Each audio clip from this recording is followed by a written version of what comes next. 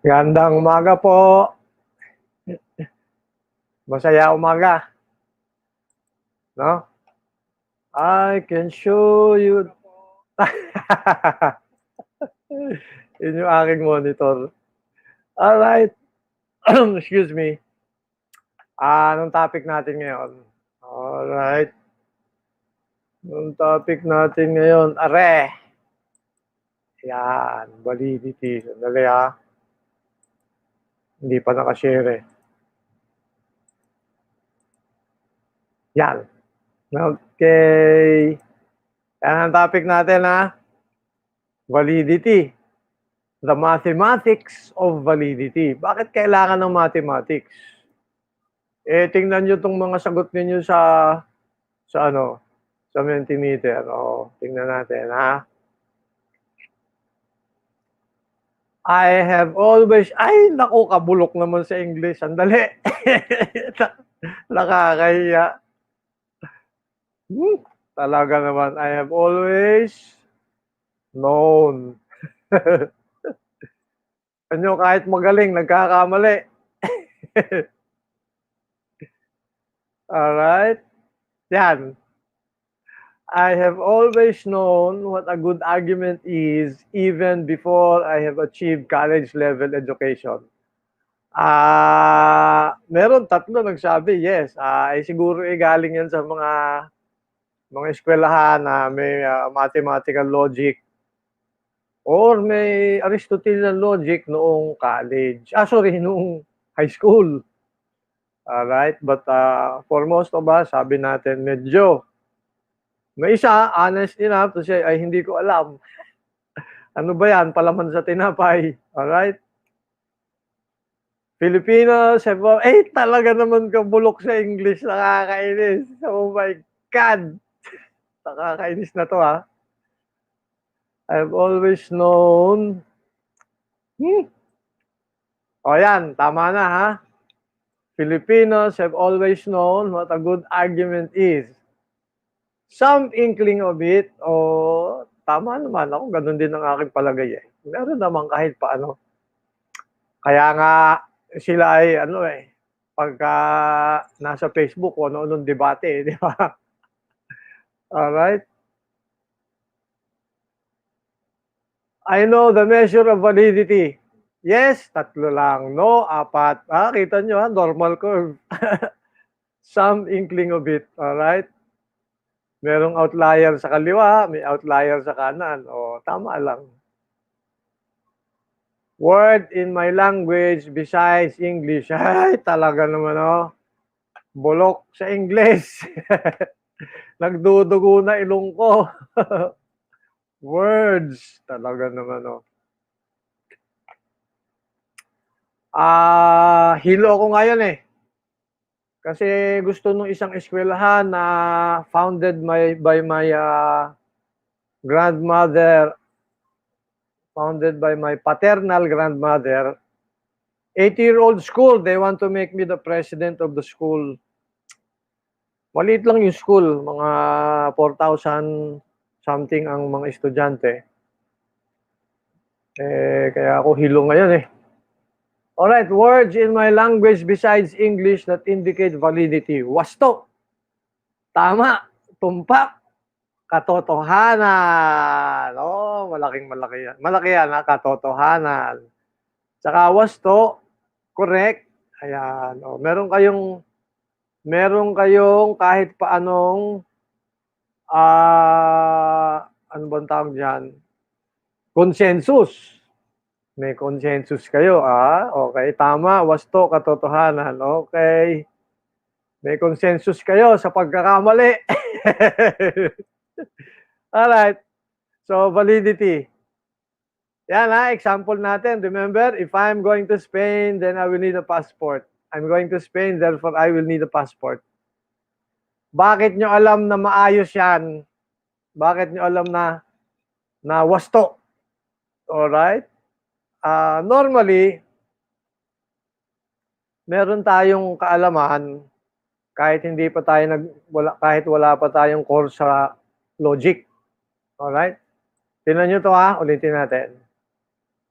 if I am going to Spain, teka nga, tingnan ko, nadidinig niyo ba ako? Wala naman nagko-complain. Okay.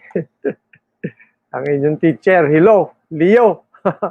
If I am going to Spain, then I will need a passport. I'm going to Spain, therefore I will need a passport. So, wasto yan. Alright? Correct. Huwag nang pagdebatihan ay are. If I am going to Spain, then I will need a passport. I will need a passport, therefore I'm going to Spain. O, paano nyo nalaman na maayos yan o hindi? Ito, pag sinabi ninyo maayos, ay sasabihin nyo, aray kahawig. Kahawig eh. Alright, similar. So baka naman ito ay similarly maayos. Alright, kasi ganito yan eh. Kung ito ay correct, ay ito na may kahawig similar to this, ay di aray baka medyo correct na rin.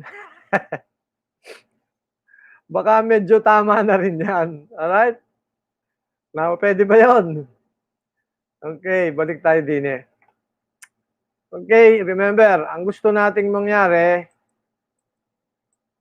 mapagtama-tama natin yung ating mga thoughts. Alright? We have thoughts in the form of sentences all over our minds. And these thoughts, we connect them to one another. Alright? And as we connect them to one another, what have we pointed out? We have pointed out that we will discover that every once in a while, some of them, maybe one or two, will contradict the others. Alright? And ang sabi natin, what happens? The more contradiction, alright, the less coherence. Alright? The more contradiction, what will happen? Therefore, the less coherence. Alright? That's what we're talking about. Alright? So, pag less coherence, what happens? There will be less reliability ng prediction. Eh, yun na importante sa buhay natin. Alright? So, ano mangyayari? Eh di, pababa re. We don't want that. Alright? So, what we want is less contradiction, more coherence, therefore more prediction. Yan ang gusto natin eh. Alright, that's what we want. Okay? So, ano ngayon ang nangyayari sa buhay natin? Ito, alright, if I am going to Spain, then I will need a passport. Alam natin, maayos. Correct. Alright, I am going to Spain. Alright, yan yung first argument. Therefore, I will need a passport. Alright? Bakit natin nasabing correct? Well, ang hirap magsulat, ano? So, gawin natin yung ginagawa ni George Bull. If I am going to Spain, then I will need a passport. Alright? Sa ako na ipaliwanag yung symbol, ganyan. I'm going to Spain, therefore, I will need a passport. Alright? Bakit sa unang tingin nyo pa lang sabihin nyo maayos to? Maayos. Tama. Wasto. Eh kasi may experiensya kayo eh. Ano yung experiensya nyo? If I am going to eat, then I will need food.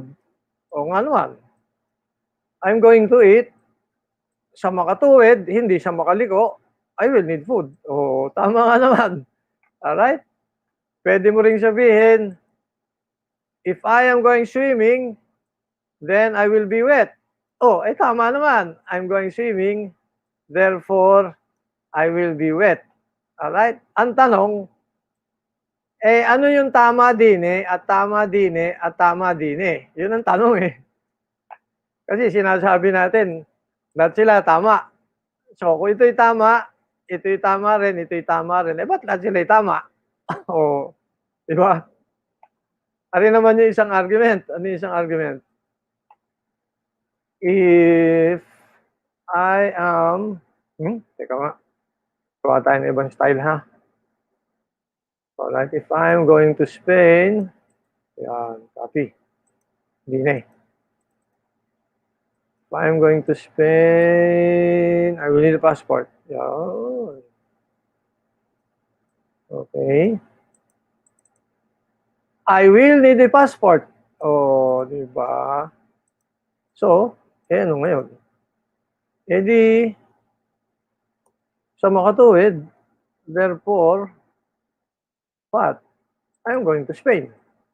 So, mahirap bang isipin yun, therefore, I'm going to Spain. Ngayon, alright? Kasi, yung iba sa inyo, nagsabi, ito, maayos. Alright? Ito, hindi maayos. Eh, bakit siya hindi maayos? Alright? Ito naman tanong natin dito, ay bakit lahat ito maayos? Anong meron lahat yan? Alright? Normally, ito yung gagawin nyo, eh. Pangkaraniwan, ito yung ginagawa nyo. Meron kayong past experience. Ano yung past experience ninyo? Kung ako ay pupunta ng Spain sa mga tuwid, I will need a passport. Totoo naman. Alright? Alam niyo yan from past experience. Eh, kaso, alam mo rin, kailangan ng kapitbahay mo ng passport. Ang ibig sabihin ba niyan, pupunta siya sa Spain? Therefore, pupunta siya sa Spain? Eh, batay sa experience mo, ano sasabihin mo? Hindi totoo yan. Alright, ito, pwedeng totoo. If I'm going to Spain, I will need a passport. Ito, totoo rin na kailangan ng passport. Pero ito, hindi totoo na pupunta siya ng Spain. Bakit? Eh kasi yung kapitbahay mo, sa totoo lang, pupunta ng Japan. Bakit? Eh, Japayuki eh. O hindi sa Japan pupunta, hindi, wala naman tayo alam na Spanyuki, Spenyuki, wala naman. Alright? So, ang gusto nating sabihin, by analogy. Alright? By analogy, ang pangkaraniwang ginagawa natin. By analogy. Alright? By analogy, may ganito kang eksperyensya. Ay, sorry. By analogy, meron kang ganitong eksperyensya. Kung ako ay kakain, kailangan ko ng pagkain. Eh, kakain nga ako, ay di kailangan ko ng pagkain. Eh, maliwanag naman yan. Meron ka ring eksperyensya. Kung ako'y magsuswimming, ay ako'y mababasa. Ay magsuswimming, ay di mababasa nga ako. Ngayon, dahil hawig itong dalawang ganitong katwiran din eh sasabihin mo, tama na rin, wasto. Alright? That's what you do, by analogy. Now, on the other hand, ito naman, if I am going to Spain, then I will need a passport. I will need a passport, therefore, I'm going to Spain. By analogy, parang sinabi mo, hindi totoo yan. Bakit? Eh, past experience ko yan sa aking kapitbahay. Yung kapitbahay ko, Japayuki, hindi siya pupunta ng Spain. Alright? So, we usually do that. We measure our arguments in terms of analogy. Eh, ito ngayon ang tanong. Teka nga, tanungin ko kayo din Tanungin ko kayo sa chat, ito yung tanong. If you have an argument that has 5 premises,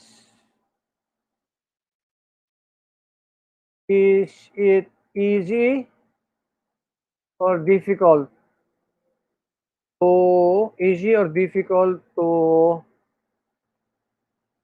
ano ba yan? Easy or difficult to find an analogy? An analogous situation to it based on experience. So, teka nga, ilagay na lang natin sa Mentimeter yan. Katotal, nandyan na kayo di ba? Alright. Yan.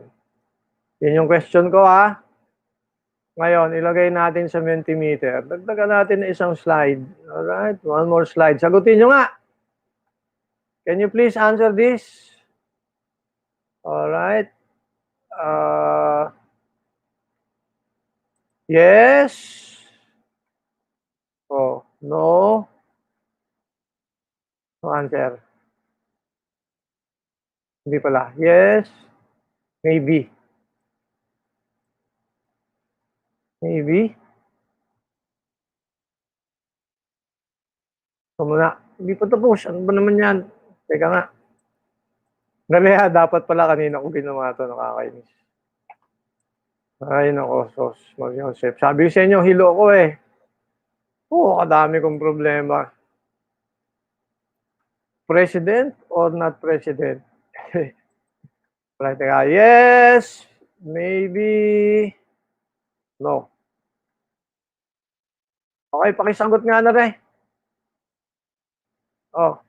If you have an argument that has 5 premises, is it easy or difficult? Ay, tanga naman. Teka muna. Teka muna. Maling question eh. Is it easy? Teka muna.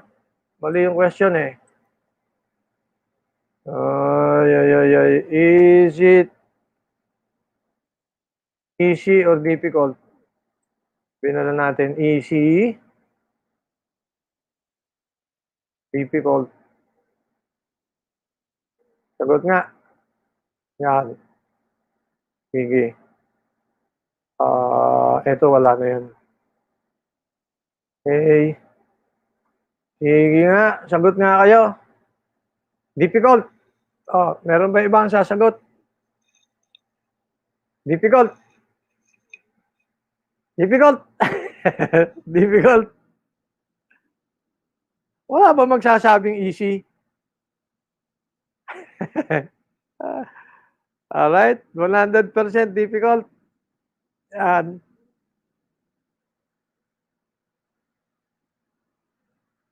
Okay. Walang sumasagot ng easy ha. Lahat difficult. Naloko na. Okay, sorry ha. Dagdag sa inyong data.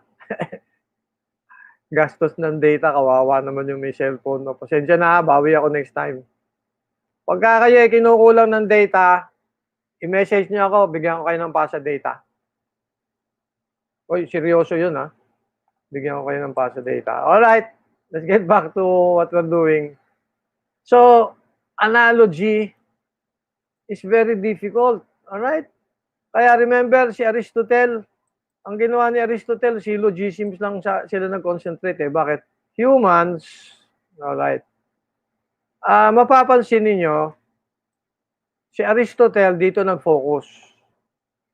Bakit? As per experience ng humans, alright, as per experience ng humans, we can only find analogies for arguments with 1 to premises lamang. Alright? Then you have your conclusion. By experience, ito, madaling hanapan ng analogy. Pag pumunta ka na sa 1, 2, 3, and beyond, alright? Naku, pahirap ng pahirap yung analogy na hahanapin mo. So, mahirap. It's difficult. Alright? Like we said, it's difficult. Alright? So, hindi nakakapagtaka na throughout the centuries, ay yung interest ng humans, puro syllogisms lang. Hindi nakakapagtaka. Hindi nakakapagtaka, therefore, na sa buhay natin, maraming troll. Sapagkat hindi sila complicated, hindi nila kaya ang complicated forms of arguments. Alright? If you have an argument with 1, 2, 3, alright? So many premises, tapos, therefore, your conclusion Alright? Yung complex arguments, bihirang-bihirang tao ang may alam niyan. Alright? Sabi ko nga sa inyo, pagka yung taga-Lasal at saka taga-Ateneo ay nakadinig ng argument ng taga-UP na may 10 premises, nahihimatay. Alright? Pag umabot na ng 20 premises, nagbibikti na. Alright? So, hahanap tayo ng paraan, alright? Na better way, we need a better way of handling arguments. Now, if we can find some better way of finding arguments, of handling arguments, then we can improve civilization. Then we can improve discussions on the net. Then maybe trolls will be not trolls anymore because they will understand what's going on. So mga kababayan, huwag niyong sasabihin yung mga troll, mga tanga, mga gago, alright? Medyo lang. Ulitin ko. It's not their fault that other people cannot reason like us here at UP. Alright? We're as guardians, they're mere mortals. Kasi, mahirap humanap ng analogy sa 3 or more premises. Tapos, pag may analogy ka pa, ang daming permutations involved habang tumataas yung number of premises. So, people, human beings, get stuck with syllogisms. Si Aristotle nga, tali-talino, he got stuck with syllogisms. Alright? So, we want to improve civilization, we go beyond syllogisms. But how do you do that? That's the big question. Alright? So, ito ngayon tayo. So, big question, how do you do that? Yung ating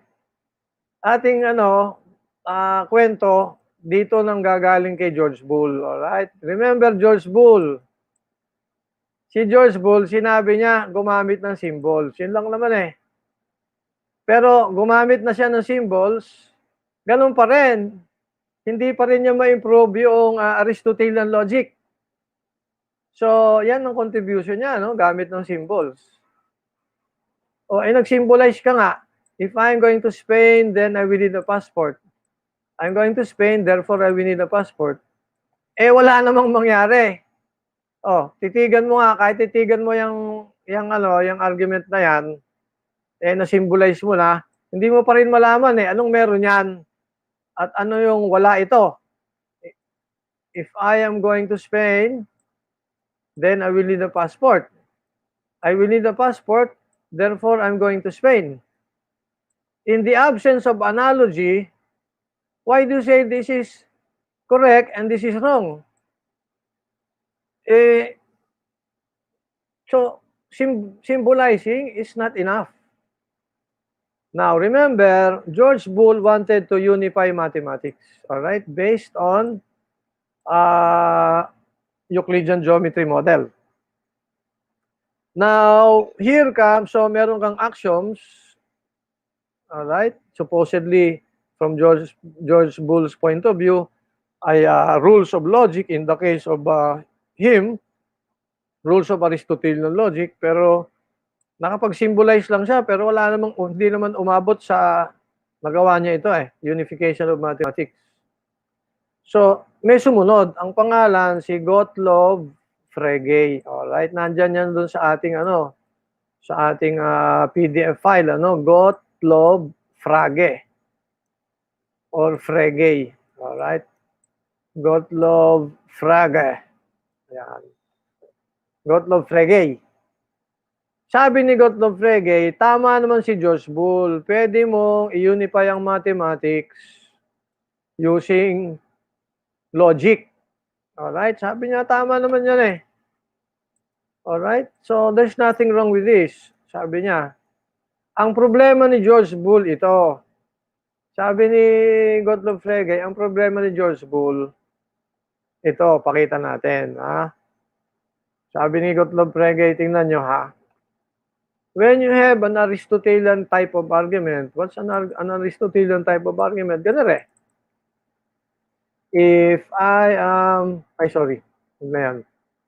All men are mortal. Remember, ang pinag-uusapan dun sa Aristotelian logic, generalizations, di ba? Pinag-usapan natin. Yan, one generalization. Socrates is a man. All right. Therefore what? Socrates is mortal. All right. Kaya nag-fail si excuse me. Kaya nag-fail si George Boole sa pag-unify ng mathematics, hindi niya na-realize ng arguments na ito ay about sets. Yan ang hindi napansin ni George Boole.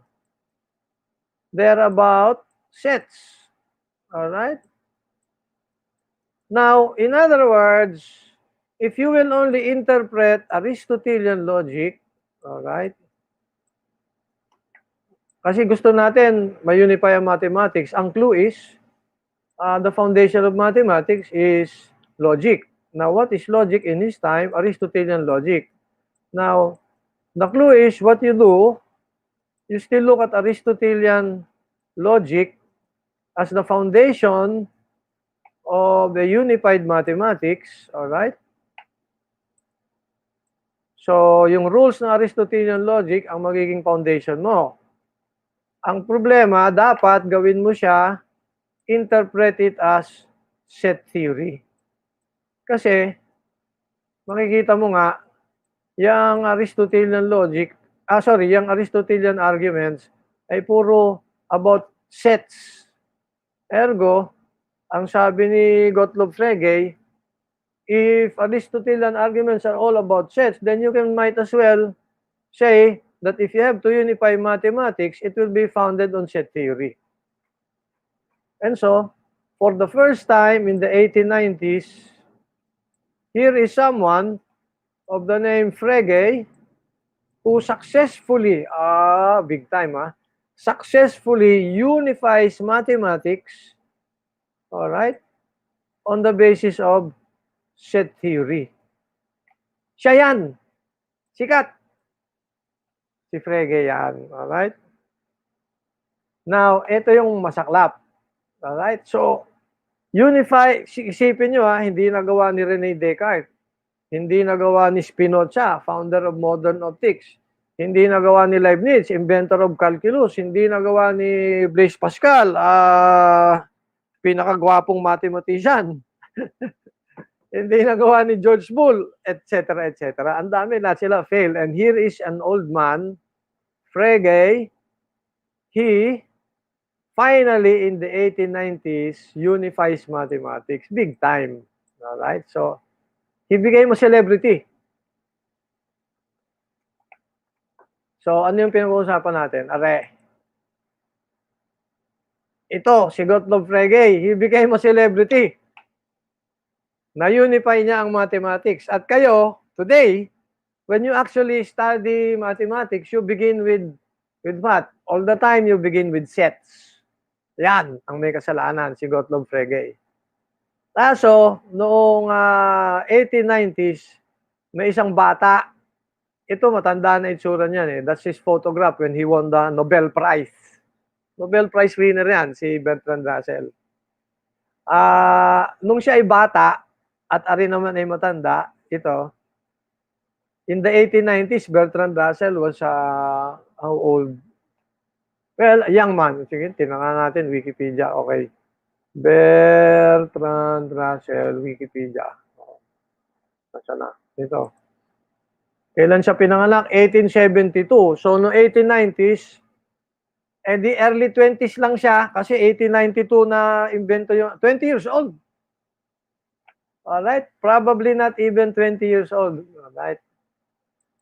Ito si Russell, 20 years old, nung si Gottlob Frege, sumikat, na-invento niya yung unified mathematics. May problema. Ito si Russell, pilosopo He wrote Gottlob Frege. Now, dito papasok yung isang pag-aaral natin tungkol sa demokrasya. Bakit?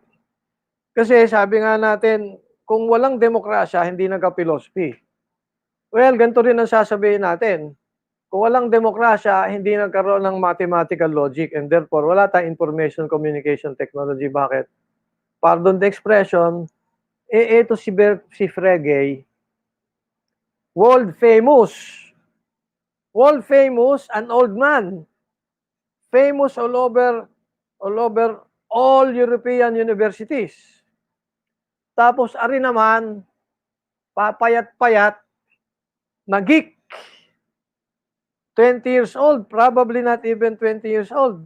Kasi ang alam ko, ano siya eh, wala pa siyang 20, no? Siguro mga 19 something. But sabihin natin, 20 years old, he writes Gottlob Frege. And he says, Mr. Frege, I think you're wrong. I think there's something terribly wrong with with your unification of mathematics. Nako, nagkagulo. Bakit? Well, cut the story short, nagdebate. Itong bata, dinibate yung mama, yung matandang profesor. Kung sa Pilipinas, may batang ganyan, sasabihin sa iyo, ay, umupo ka na lang ha. Ikaw may gatas pa sa iyong uso, ay saka ka na muna makisama sa mga matatanda ha. Di ba, ganyan lalo sa probinsya doon sa amin. Pag nagre-reunion kami, ang mga matatanda may kanyang kumpulan at yung bata ay bawal makidaw-daw. Pag ikaw ay nakisali doon sa kanilang table, magtitinginan sa iyo lahat ng mga matatanda. Aba, hindi naman. Doon sa Europe, okay lang yon.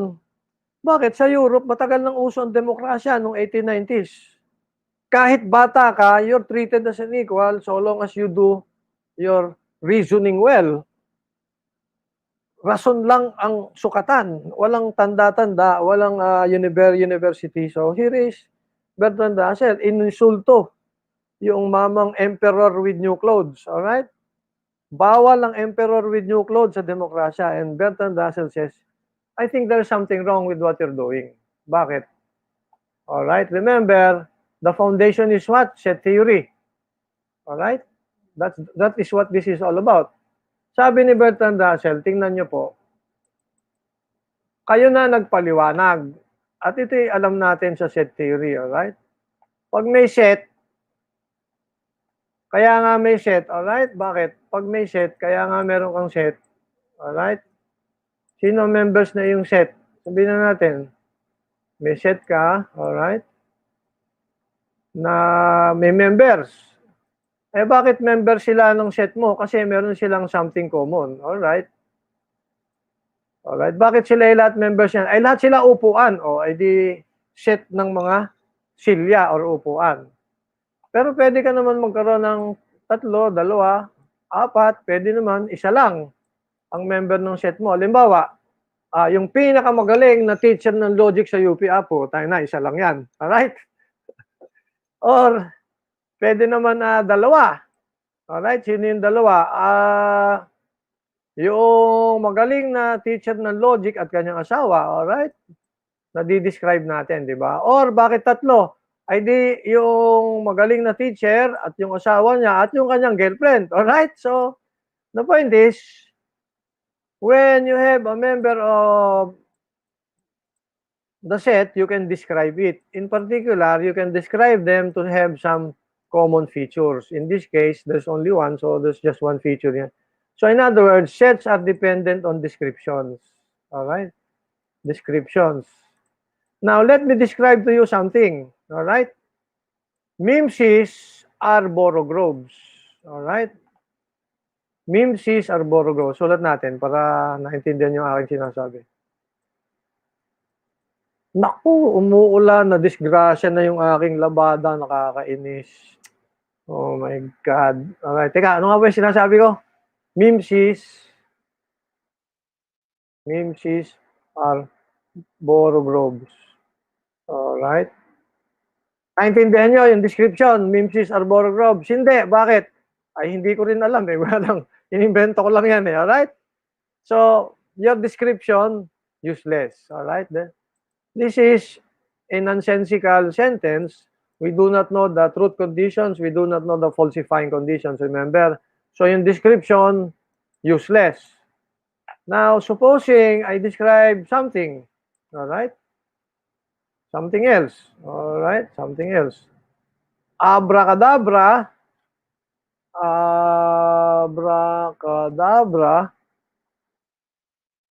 is Leviosa, all right?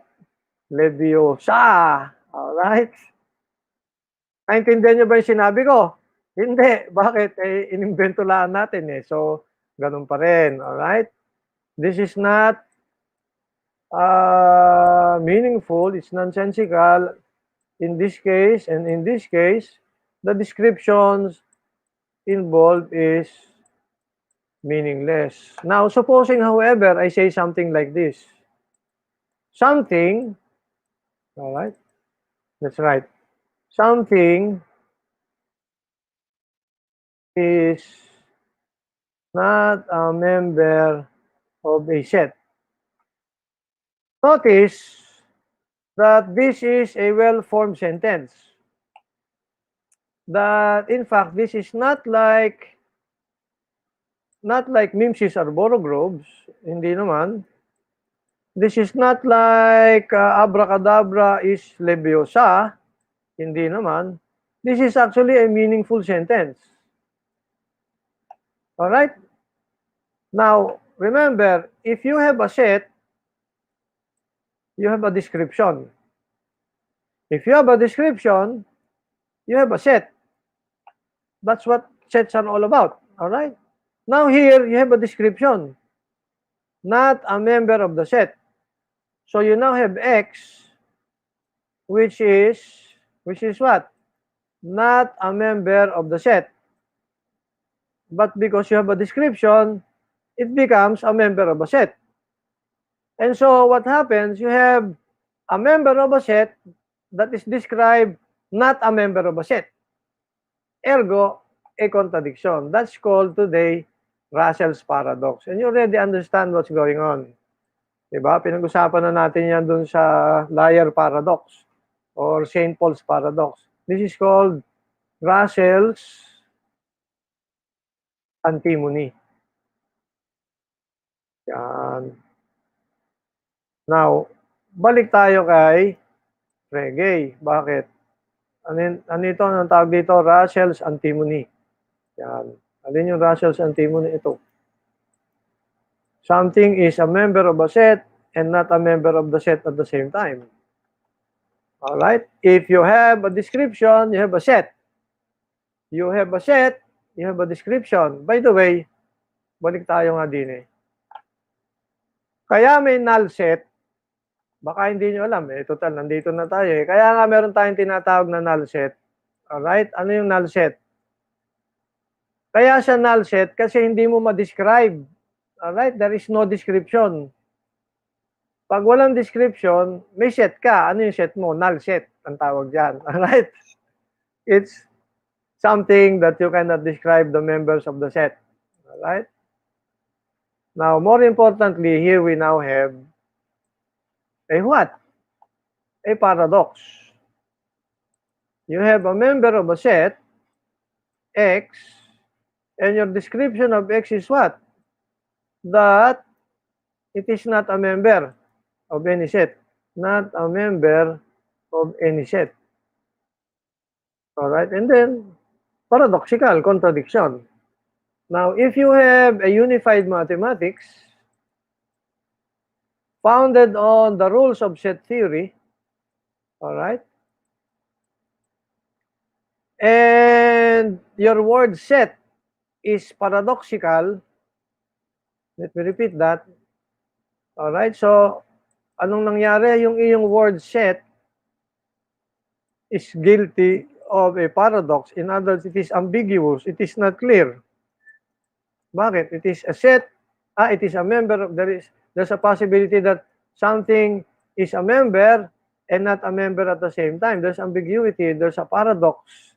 There's a contradiction. So, what we're saying is, if the word set is paradoxical, then set theory is paradoxical. Then your unified mathematics is paradoxical. Yan ang contention ni Russell. At nung hindi masagot-sagot ni Frege, gustong magpakamatay. Alright?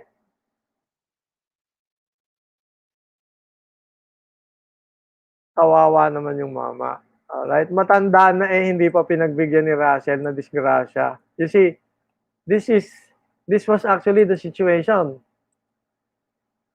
Alright? An old man, a celebrity, merong isang batang geeky, papayat-payat, nagsalita, na tumbalelong, nagpagulong-gulong sa karsada, yung kanyang theory, yung kanyang unified mathematics. Gottlob Frege actually landed in a hospital. He was there for a couple of days in the hospital because of that simple explanation ni Bertrand Russell. Because he could not answer. Hindi niya masagot-sagot. Sabi niya, putang ina. Dumating kasi yung sinabi ni Russell around 2 weeks before lalabas ang kanyang libro. Sumikat si Frege kasi sinulat niya in an essay. May essay form eh. Yung essay in-expand into a book. Nung in-expand into a book, 2 weeks bago lumabas ng press, ang libro ni Frege, na disgrasya, naku, na ospital. But then, totoo naman, history tells us that at that point in time, Frege was an emperor with new clothes. Bukas ang zipper, palakad-lakad sa kalsada. So sabi ng bata, sir, bukas ang zipper nyo. But, ito yung maganda. Alright? This is what happened. See, both of them were products of a free and democratic society. Especially the academic world, the free academic world of Europe. Wala silang Chinese Politburo na nagsasabing bawal mong sabihin yan sa Hong Kong. Alright? And so, sabi niya, tama naman yung bata, so I have to accept. Sabi niya, I accept. So he accepted this error. Alright? And when he accepted this error, what do I do? What now? Alright? That's the question. Alright? Well, for one, sabi niya, what do you mean by the word set? Alright? So, what do you mean by the word set? And then he gets to ask, what do you mean by the word meaning? Yan. So, ano yung sabihin ng meaning? Yan. But then, na-discover niya, merong dalawang classic theories of meaning. So, pinag-usapan na natin yan. Alright? And then, na-discover niya na yung ideational theory of meaning, problematic din. Alright? Ano yung ideational theory of meaning? Words are names of ideas. Remember, it was actually Frege who pointed out that ideas are private and ano nga sabi natin? Ideas are private but words are public. Si Frege ang nagsabi niyan. Hindi ko na lang kinuwento sa inyo earlier. It was actually Frege who pointed that out. When he was deliberating, thinking about how the word set gets to mean anything and how meaning is all about, what meaning is all about. That was him. And then remember, what did we say? If you have a sentence, the sentence is meaningful only if you know the truth conditions. You remember that? All right? And if you know the falsifying conditions. You remember that? Yan. Kaya ko tinuro yan eh. Si Frege din yun.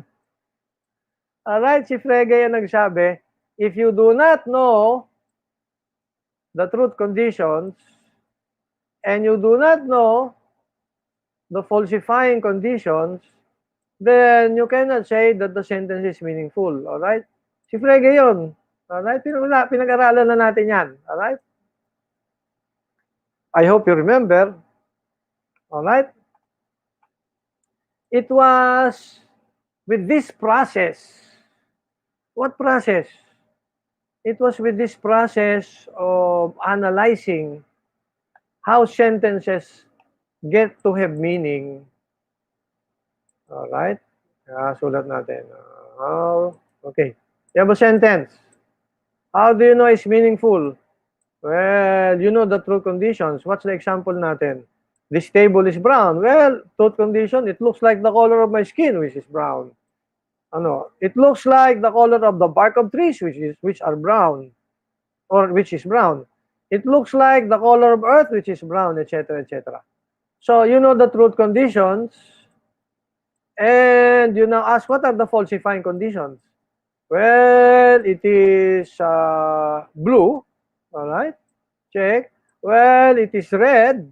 Check. Well, it has no color like glass. Check. And so, there you have it. Now you know the truth conditions and you know the falsifying conditions, then you can say, well, it's a meaningful sentence. Like the King of France is wise. All right? The King of France is wise. That's a meaningful sentence. Ay, oo nga pala. Total, nandyan na rin lang kayo eh. Magtatanong ako. Alright? Magtatanong ako, ha? Dito, Mentimeter. Tanong natin, Mentimeter. Uy, may sumasagot pa, ha? Oh. Tanong ulit tayo sa Mentimeter, ha? Everybody. Ikaw na. Nag-share ba ako? Okay. Nawala na naman yung screen ko kanina. Ulitin natin. Ulitin natin, ha? Teka, balik tayo din. Makakainis. So, nawala pala ako sa screen kanina. O, balik tayo dito kay Frege, ha? Anong nangyari kay Frege? Share, nawala yung screen. O, ito. Ulitin natin, ha? Anong nangyari kay Frege? Ito nga. Sabi ni Frege, I will unify mathematics into a single system. Alright? Ito ang ginawa niya. Founded on set theory. Kaso, pinakita ni Russell na paradoxical yan. Bakit? Kasi the word set may ambiguity, may paradox. Sinabi na nga natin, Russell's paradox. You can actually have a description, this one, which is very meaningful, not a member of any set. Because you have a description, then you have a set. Alright? So, you have a set, and how do you describe the member of the set? It is not a member of any set. The paradoxical. If the word set is paradoxical, therefore set theory is paradoxical, therefore your unification of mathematics, Mr. Frege, is paradoxical. So that's how it went. Now, dahil nga merong ganyang problema, here now is Frege, he gets to ask. What does he ask? What do you mean by the word set? Yan, inulit lang natin, ha? What do you mean by the word set? Which leads us to the question, all right, what do you mean by the word meaning? And of course, he stumbles upon the classic theories of meaning. But then, sa classic theories of meaning, in his time, sikat na sikat yung ideational theory of meaning, sabi niya, mali rin yung ideational theory of meaning na yan eh, sabi niya.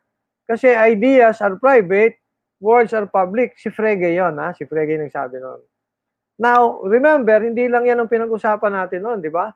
Sabi natin, how do you know a sentence is meaningful? Sabi natin, you know a sentence is meaningful if you know the truth conditions and you know the falsifying conditions. Alright? Pinag-usapan natin yan. Alright? And ito nga, pinapaliwanag ko, Dine, na here is a sentence. What's the sentence? This table is brown. How do you know this table is brown? Well, you point to the truth conditions. What are the truth conditions? Well, 1, it looks like the color of my skin. 2, it looks like the bark of trees. 3, it looks like the color of coffee, etc. Then, what are the falsifying conditions? Well, ano yung falsifying? Well, it's blue. Well, it's red. Well, it has no color. All right?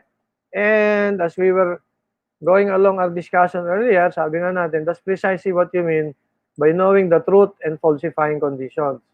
A sentence has to be can be meaningful only when you know the truth and falsifying conditions. Yan. Oof. Okay, bawi. Hopefully, nakabawi ako, ha? Pasensya na. Fishman, ako'y liyong-liyo. Alright, ganito. Is it possible for a sentence to be meaningful if you only know the truth conditions? Only truth conditions. Meaningful ba yan? O, i-mentimeter natin. If what?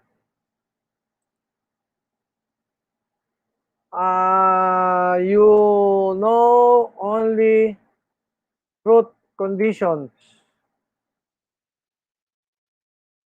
Meaningful ba yan? Meaningful, not meaningful. Meaningful, not meaningful. O, sagot nga. Not meaningful. Okay. Sige nga, sagutin nyo nga. Meaningful, not meaningful. Yan ang tanong. Ah, nakashare ba siya? Hindi pala nakashare. O, sige, share natin. Talaga naman, hilong-hilo. Yan nga. Not meaningful. Not meaningful. Bigyan ko kayo ng example ha, habang sinasagot nyo. Yung astronomy.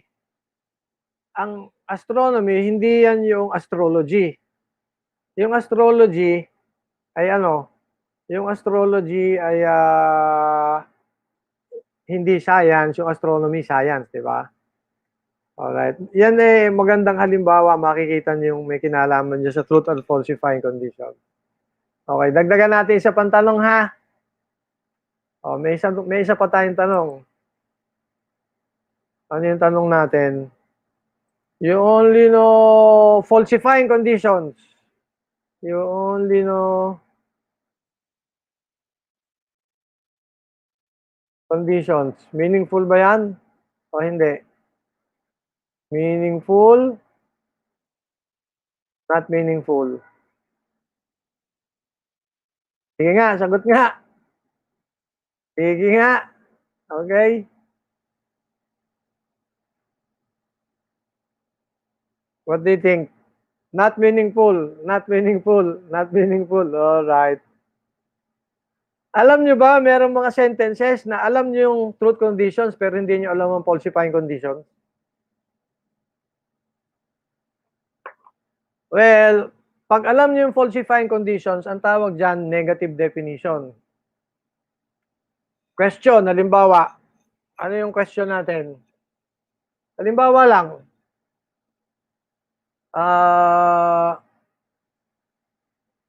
Ano ang soul? Yan. Ano ang soul? Yan ay hindi nakikita. Ano pa? Yan ay hindi naaamoy. Ano pa?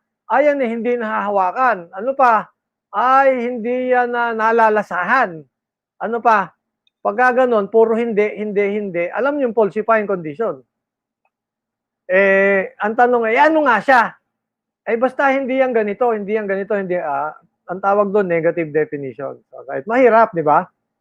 Pagka puro negative definition. O, balik tayo sa akin ha. May sumugot ng meaningful ha. Pwede naman, meaningful, sabi nga natin, ano ang Diyos? Well, ang Diyos ay hindi masamang tao. Ang Diyos ay hindi ganito, hindi ganyan. Pwedeng ganun ha. Actually, walang kinalaman to sa ating usapan ngayon pero later. Yung astronomy, sabi ng isang astronomer,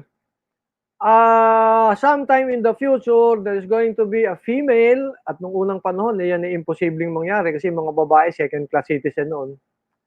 Sabi nila, there is going to be a female in the future who's going to lead the nation. And when she gets to lead the nation, what will happen? There will be peace on earth for 1,000 years. Sabi nila, kailan kaya mangyayari yun? And it's never happened. By the way, sabi nung astronomer, the island nation it will be an island nation. So one is going to be led by a female, is going to be an island nation. And that there is going to be at that time peace on earth for 1,000 years.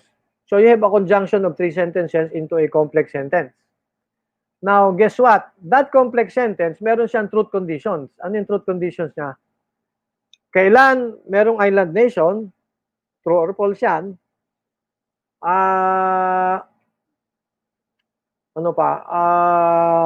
It will be led by a female, all right? And there will be peace on earth for 1,000 years. So, eto ngayon, noong 1960s, may isang babae naging Prime Minister of Sri Lanka.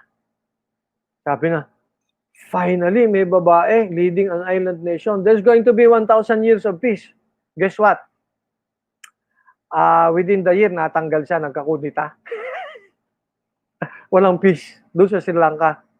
So sabi na, ay hindi pala siya yun. Maybe in the future, may dadating na babae na ganyan. And then, guess what? 1980s, naging Prime Minister si Margaret Thatcher ng British.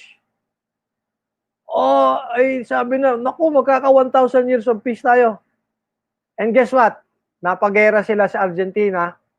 Nagbombahan ko, daming namatay. Mga barko ng British mismo at saka barko ng Argentina lumubog kasama yung mga sundalo. Sabi na, ay hindi pala yan. Alright, now what? Nagka-EDSA 1 sa Pilipinas, si Cory Aquino. Ito na, 1,000 years of peace. Tapos, dito nga sa Pilipinas, nagkakudeta tayo eh. Ang dami. Alright. And guess what? Hindi natin ma-falsify yung sentence kasi every time i-falsify, ay binabago natin yung condition eh. So, there is nothing that we can do to falsify the sentence. Yun ang problema ng mga sentences of astrology. Yung astrological predictions of sentences, they have this kind of characteristic. Ang astrological predictions, you will always have the truth conditions. Always. Alright? Kaya araw-araw, pwede nyo makita yung truth conditions niyan. Ano bang horoscope ko ngayon, etc.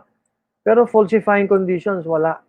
Kasi every time ifo-falsify mo, hindi kasi ganito, bibigyan mo lagi ng dahilan. That's why astrological predictions are not reliable. They are only incompletely meaningful. Yan ang gusto nating sabihin. They're only incompletely meaningful. Alright? Napalayo ng usapan natin. Pag ito lang alam mo, incompletely meaningful. Pag ito lang alam mo, incompletely meaningful. Dapat alam mo pareho para maging fully meaningful. Now, in the process of studying the nature of sentences and the relationship of sentences to truth and falsehood, diyan natisod ni Pregay. Ayan. Interesting topic eh, no? Sentence and truth conditions and falsifying conditions. Natisod ni Fregay. Ano natisod ni Fregay? Yung tinatawag nating truth table method. By accident. Alright. Okay? So, take the sentence, take the argument. Anong argument? Sinabi na nga natin kanina. Alright? If I am going to Spain, then I will need a passport. Alright. I am going to Spain. Therefore, I will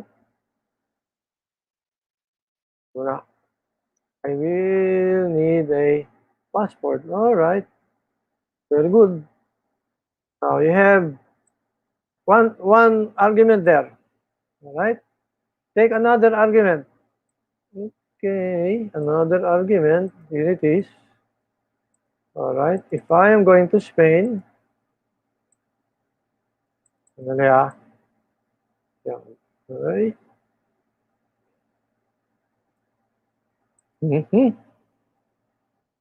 Dito tayo.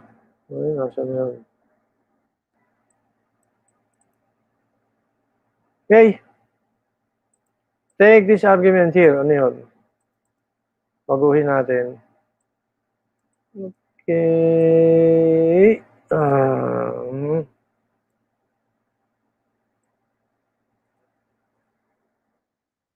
Alright, I will need a passport. Okay, therefore, I'm going to Spain.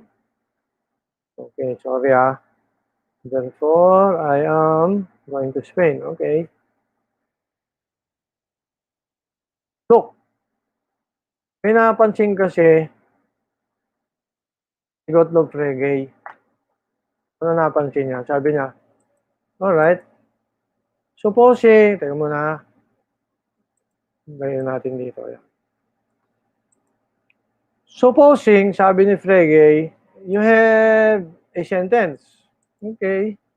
Supposing you have a sentence, and the sentence is a compound or a complex sentence. Alright, say, simple sentence, simple, complex, simple, compound, complex, presume na natin yan. You have the simple sentence, this table is brown. Alright. And you have the simple sentence, this table is small. Alright. And you have the simple sentence, sorry mali na naman. Yeah, talaga naman nahihilo na ako. Okay, balik tayo dito. Bottom line, dahil isip, sino? Si Frege. Alright, ito. Isip si Frege, nito. Anong kinalaman ng sentence doon sa truth conditions niya, no? Dahil isip siya ng isip, he stumbles upon this. What? Ito. Na merong mga simple sentences, alright, merong mga simple sentences, kagaya nito. This table is brown, this table is small, or this table is a piece of panggatong. Remember, pinag-usapan natin yan. Alright, they're all simple sentences. Supposing you put them together, so this table is brown, and this table is small, and this table is a piece of panggatong. Alright, now usually we use the ampersand to symbolize and. Pero for our purposes, itong gagawin natin ha. For our purposes, ang gagawin natin ay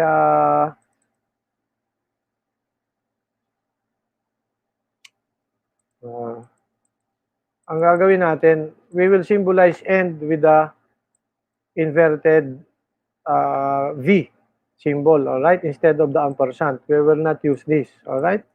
So this table is brown, this table is small, and this table is a piece of panggatong, alright?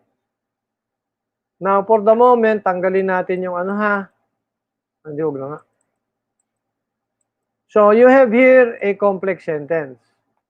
Guess what? Sabi ni Frege, ito na yung napaka-simple pero napaka-revolutionary.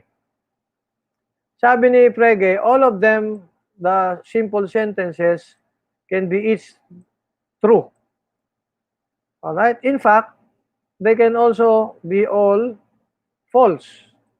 Oo nga naman. They can all be true, but they can all be false. Yes? Alright? Now, which means what? You can have a combination going from top to bottom of different combinations. Alright? Remember, mathematics yung interest ng tao tapos pinag-aaralan niya ito. Now, lalabas, merong 8 possibilities. Bakit? Kasi true or false, dalawang possibility. True or false, dalawang possibility for B and S. True or false, dalawang possibility. That gives you 2 times 2 times 2. So, for a total number of permutations, 8. Alright? Kaya 8. So, pwede kang gumawa ng table na merong 8 possibilities. That's what's going on. Alright? Mamaya natin balikan yan, ha? Ito. Sabi ni Frege, alright, supposing now you have this kind of situation. This table is brown, this table is small, this table is a piece of panggatong, and they're all conjoined together in a complex sentence. Now, all of them can be true, all of them... So, ano yung combination? Ano yung possible combinations? Now, whatever the possible combination... Sige, sulat muna natin yung combinations, ha? Ano yung combinations? Alright.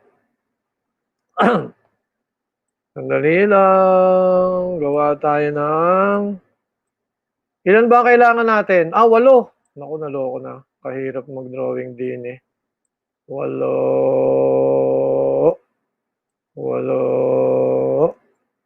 8. Ay, mali. Okay, gagawin nyo rin to. Akala nyo, huwag kayong tatawa-tawa dyan. Okay. So, eto yung situation. Alright? All of them can be true. All of them can be true. True ang B, true ang S, true ang T. Or all of them can be false, di ba? Tama. In fact, there are 8 possibilities. 1, 2, 3, 4, 5, 6, 7, 8. Yan. So, ano mangyayari? Well, ito yung actual all combinations possible. Alright? I will just write them. Tsaka nyo na pag-aralan. But I'm giving you all the logically possible combinations. Alright? Okay.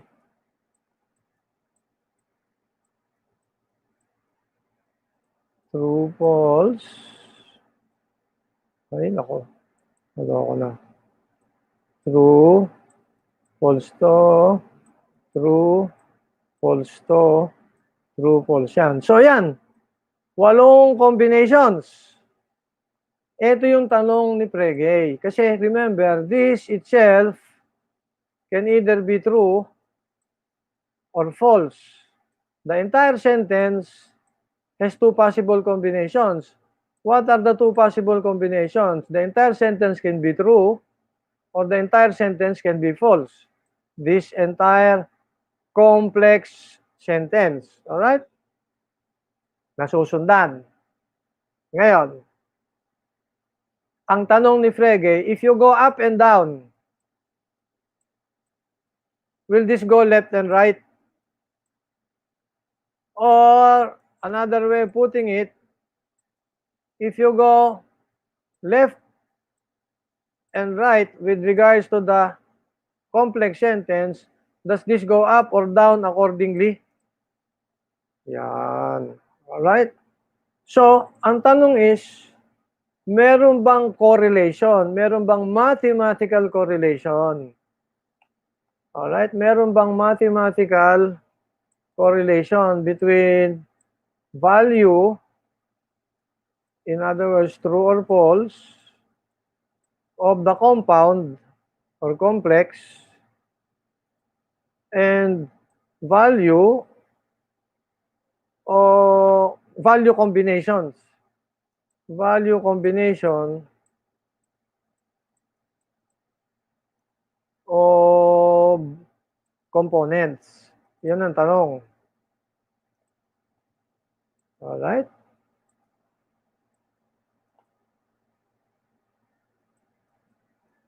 Okay, yan ang tanong. Meron ba itong dalawa na ito na sa mathematics ang tawag natin correlation.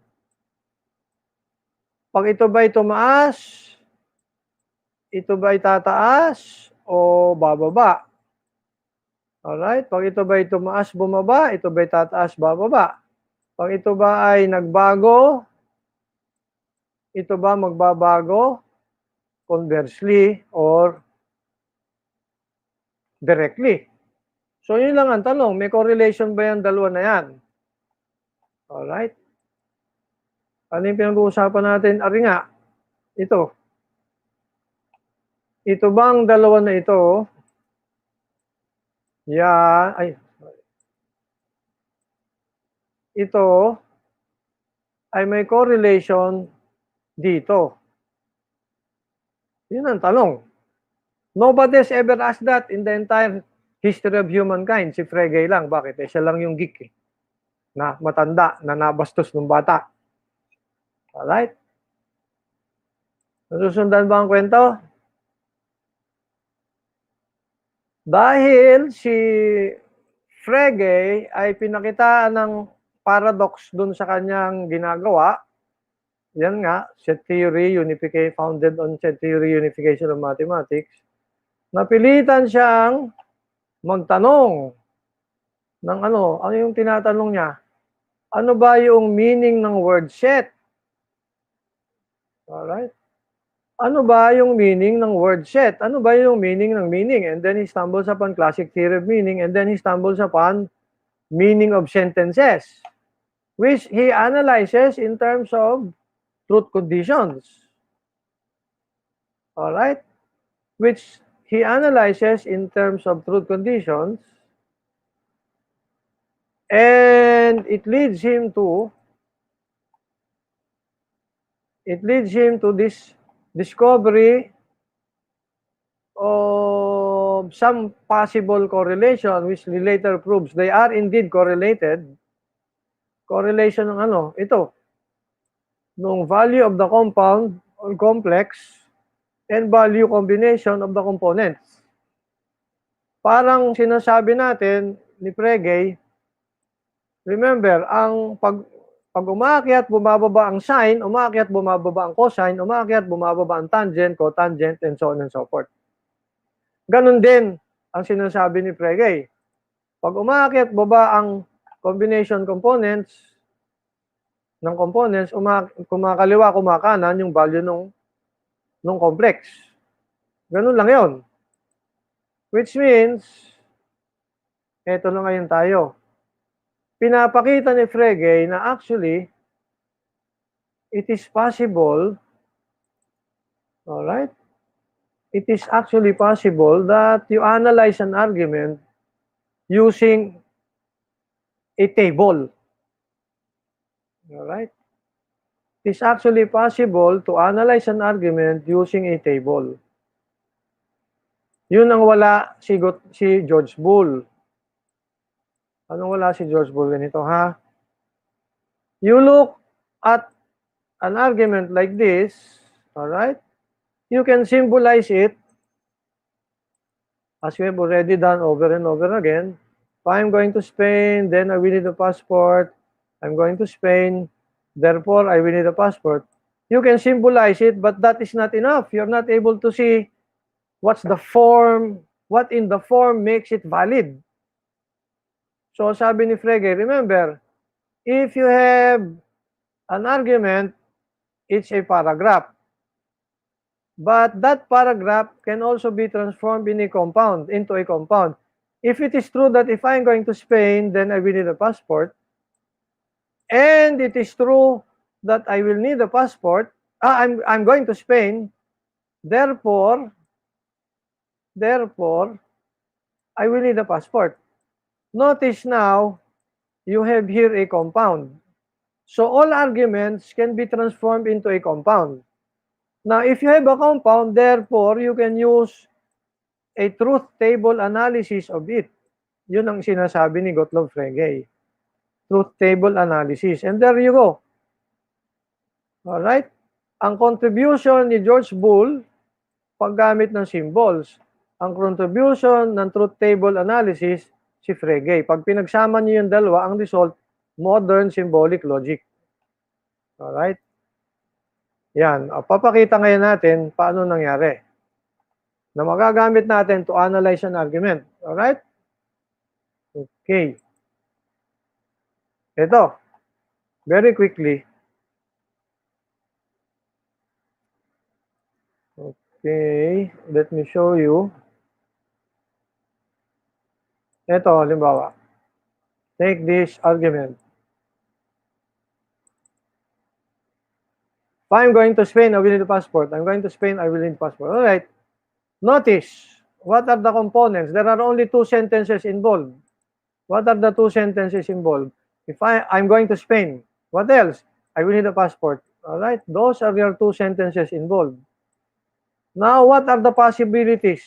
Well, the first is true, the second is false. All right. The first is true, the second is false. The second is, ulitin natin.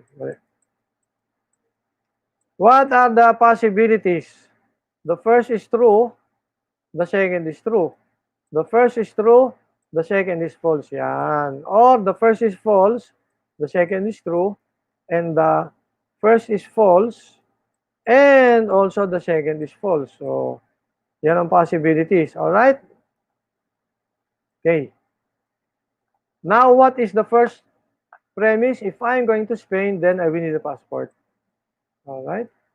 What's the second premise? I'm going to Spain. What's the conclusion? I will need a passport. Alright. So, let's mark that down. Premise, premise, conclusion. Alright? Notice, syempre, when S is true, S is true. Syempre, when S is false din eh. Alright? So, uulitin lang natin. Okay? Uulitin lang natin yan. Dito naman, ganun din. True, false, true, false. Yan. Okay? So far, so good. Okay. Question. Can something true imply something true? Well, we'll say true. Yes. Can something false imply something false? Well, we'll say it's true. Now, ito yung mabigat na tanong. Can something false imply something true? Can something false imply something true? All right, put it this way. Si Yao Ming, kilala niyo si Yao Ming? Yan. Kung si Yao Ming ay pandak, ay ako na ang pinakang-gwapo sa balat ng lupa. Kung si Duterte ay hindi sinungaling, ay ako na ang pinakamatalino sa UP. What am I trying to say? All right, just take it this way. From something false, all right, ulitin natin ha. Take it this way. From something false, you can imply anything. All right?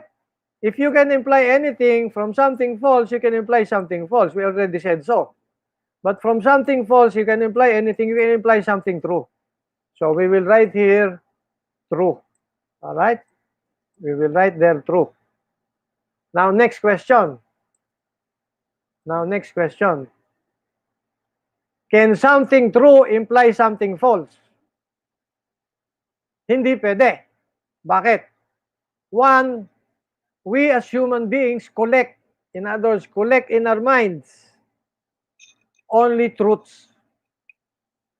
Hindi ka nakaano, ay, falsehood ito, naku, I will remember that. Oh, another falsehood, oh, I will remember that. You don't do that. All right? And what happens if you collect falsehoods in your mind? There is the very probability you will die. Halimbawa, one falsehood, you put it into your mind. I can fly if I wear my red cape. And then ikaw nalasing. Tapos, lasing na lasing ka, tapos sinuot mo yung red cape mo. And then pops into your mind because you have it there that I can fly. So, punta ka sa 4th floor ng Palma Hall, I can fly! Dead ball. So, balik tayo sa usapan. Something true, ulitin natin something true can never imply something false. Why? Because you die, probabilities are you die if that happens. Bakit? Kasi, remember, you only collect in your mind truths.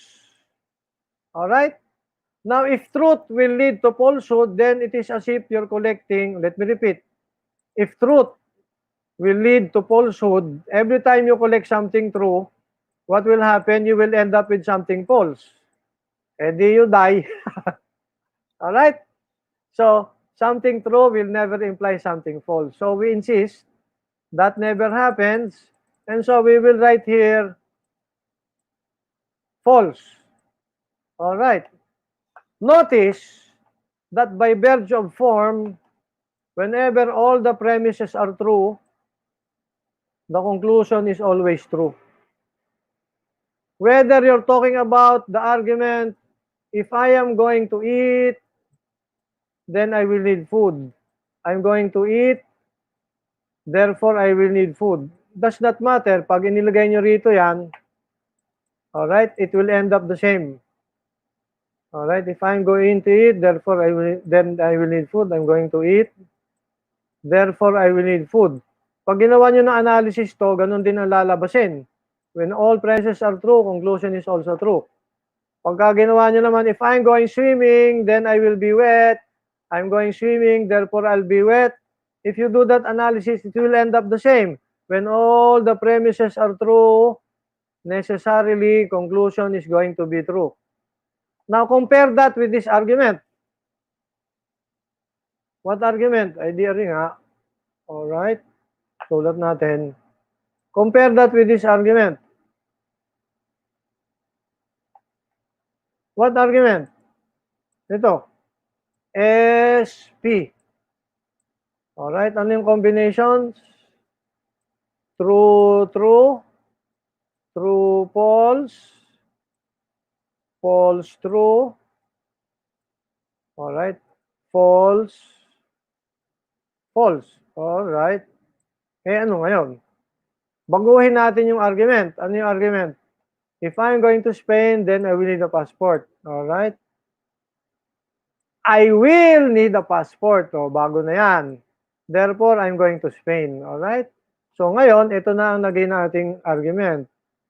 If I'm going to Spain, I will need a passport. I will need a passport. Ito ngayon ang naging conclusion. Iba na yan. Now, notice we said earlier, what did we say earlier? This sentence is only false here. It will always be true here, here, and here. Why? Something true will imply something true. Everybody believes that. Something false will imply anything. We now know that. Now, we also know that truth must not lead to falsehood. Otherwise, we die. So, we know that. So, ito yung sagot natin dito. But ito naman, meron na to. Ano sabi natin? Ito na nga. Ito na yun eh. So, P is true. P is false. Alright, ano dito? P is true, P is false. Dito naman, true, true. Ano ito? False, false. Alright? Notice, kamatis, this is very telling. It is still possible all the premises are true. And the conclusion is also true. But here, it is still possible also, conclusion is true, all premises are true, conclusion is false. So, in other words, 50-50%. 50% conclusion is true when all premises are true. 50% when all premises are true, conclusion is false. Sa Tagalog, sa Pilipino, ang tawag dyan, may lusot. Nalusutan ka. May, anong tawag na ito? Okay? May lusot.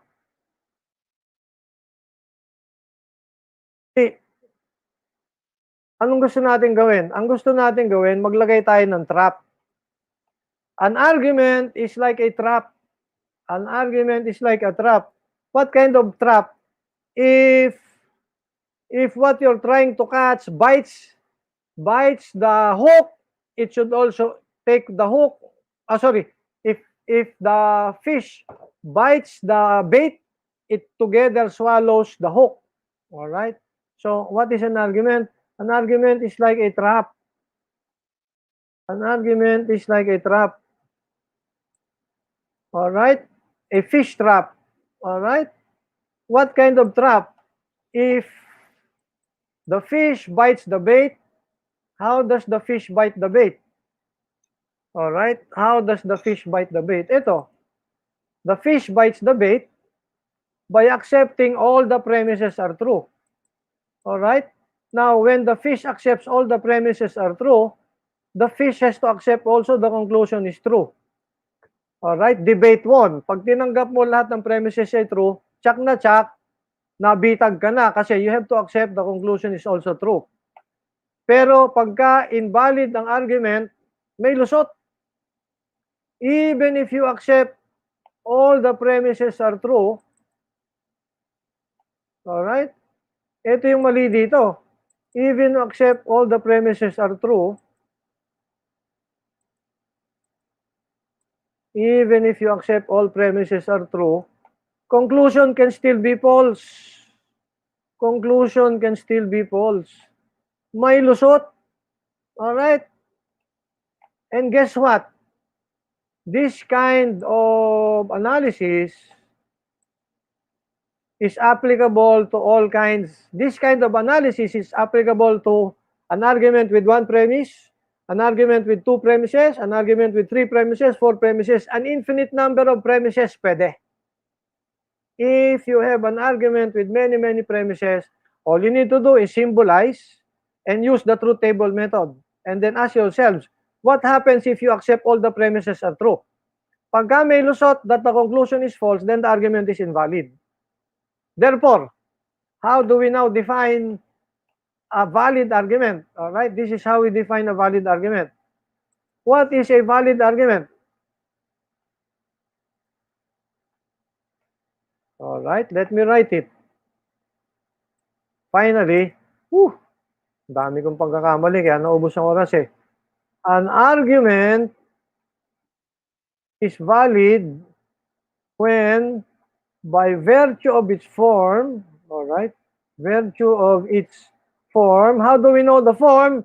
Using mathematical table. Ulitin natin ha. An argument is valid when by virtue of its form. How do you know its form? Using mathematical table. An argument is valid when by virtue of its form, when by virtue of its form, when all, emphasize all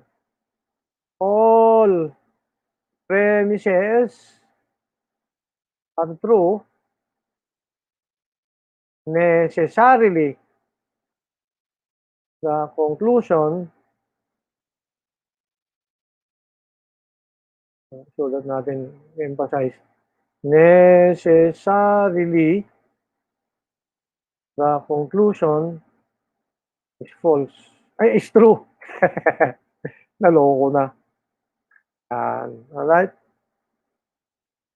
That is how you define a valid argument. Have you ever known that before? I don't think so. Even I, when I came to the university, hindi ko alam yan eh.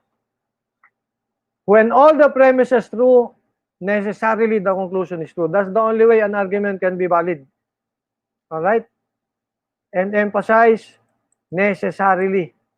Alright? Necessarily. All premises are true, necessarily conclusion is also true. Yan. At ito nga nakita natin dito. Dito, maliwanag. Whether you're talking about this argument here, Spain, or this argument here about food, or this argument here about swimming, when all the premises are true, all right, when all the premises are true, the conclusion is always true. All right? Which is a lot different from the other argument. What's the other argument? May lusot. Ano yung argument na to? Ito, may lusot. Dito, true nga ang premise. Alright? True nga ang premise, true rin naman ang conclusion. Pero 50% lang. Bakit? Kasi dito, true ang premises, conclusion is false. O edi, nalusutan ka na, may lusot. There you go. That's what we're trying to find out. So, bottom line, si George Bull binigay sa atin you symbolize. Si Frege binigay sa atin you use a mathematical table. Now, anong nangyari kay Bertrand Russell? Well, Bertrand Russell finally himself, alright, dito maganda eh. Bertrand Russell finally himself is able to unify mathematics. in 1905. Russell invents a unified mathematics using what we call logical theory. Alright? Ang gagawin niya, the rules of mathematical logic, yun ang gagamitin niyang foundation. Rules of mathematical logic, yun ang gagamitin niyang foundation. Alright? Yan. Ngayon, anong mangyari? From here, may imbento ang computer technology dun sa unification of mathematics by Bertrand Russell. Hindi ko na naman napakita, nakakainis talaga. Dito natin. Anong ginawa ni Bertrand Russell? Ang ginawa ni Bertrand Russell, pinagpatuloy niya yung ginawa ni Gottlob Frege. Alright? At nakita niya yung rules of mathematical logic. Yung rules of mathematical logic, yun ang ginawa niyang foundation ng unified mathematics. There you go. Okay, I'm so sorry. Nag-overtime tayo. Magandang umaga po. Pasensya na.